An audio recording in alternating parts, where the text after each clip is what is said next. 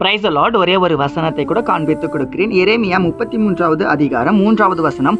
என்னை நோக்கி கூப்பிடு, அப்பொழுது நான் உனக்கு உத்தரவு கொடுத்து நீ அறியாததும் உனக்கு எட்டாததுமான பெரிய காரியங்களை உனக்கு அறிவிப்பேன்னு சொல்லி இன்னைக்கு ஆண்டவர் நம்மளை பார்த்தாங்க சொல்றாரு.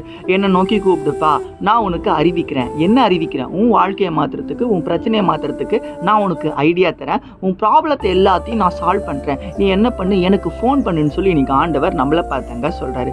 ஏன் ஃபோன் பண்ணோம்? எனக்கு யாருக்கிட்ட ஒரு ஹெல்ப்னா என் ஃப்ரெண்ட்ஸ் கிட்ட நான் கால் பண்ணுவேன், என் சொந்தக்காரங்களுக்கு கால் பண்ணுவேன். ஃபோன் இருக்கு, ஃபோன் பண்ணி கான்டாக்ட் பண்றேன். வீடு ரொம்ப தூரத்தில் இருக்கு, அது என்ன பண்ண முடியும்? ஃபோனில் கான்டாக்ட் பண்றேன். அது போல ஆண்டவர் எங்க இருக்காரு? பரலோகத்தில் வீட்டுக்கு ராஜாவா இருக்காரு.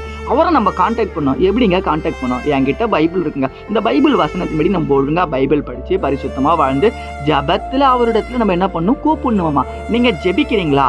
எங்க பிரதர் ஜெபிக்கிறதுக்கு டைம் இருக்கு, டைமே இல்லை பிரதர் அப்படின்னு சொல்றீங்களா? ஆண்டவர் சொல்றாரு என்னை நோக்கி கூப்பிடுன்னு. ஆண்டவர் நோக்கி கூப்பிடணும். நீங்க ஜெபம் பண்ணாங்க. தாவீது ஜெபம் பண்ணாங்க, தானியேல் ஜெபம் பண்ணாங்க. ஜெபம் பண்ணவங்க எல்லாருமே அவங்க வாழ்க்கையில அற்புதங்களை பெற்றுக்கொண்டாங்க. அவங்க எல்லாரையும் ஆண்டவர் அதிபதியை தான் மாத்தினாரு. இன்னைக்கும் உங்களை வாழ்க்கையில ஏசப்பா உங்களை அதிபதியாவோ நன்மையான கருத்து உங்களுக்கு நடத்தணும் தான் ஏசப்பா விரும்புறாரு. ஆனா அதை பெற்றுக்கொள்றதுக்கு நீங்க ஏசப்பாவை நோக்கி கூப்பிடுங்க. கூப்பிட்டு பாருங்க. என்ன பிரச்சனை நீங்க சந்தித்து கொண்டீங்க எனக்கு தெரியாது, ஆனா அது மாறன்ட்டு விசுவாசம் எனக்குள்ள இருக்கு. ஏன்னா ஏசப்பா உங்களுக்காக செய்யப்படுறாரு. விசுவாசிக்கிறீங்கன்னா ஆமென் போட்டுக்கோங்க. வசனங்களுக்கு ஃபாலோ பண்ணிக்கோங்க. God bless you. ஆமென்.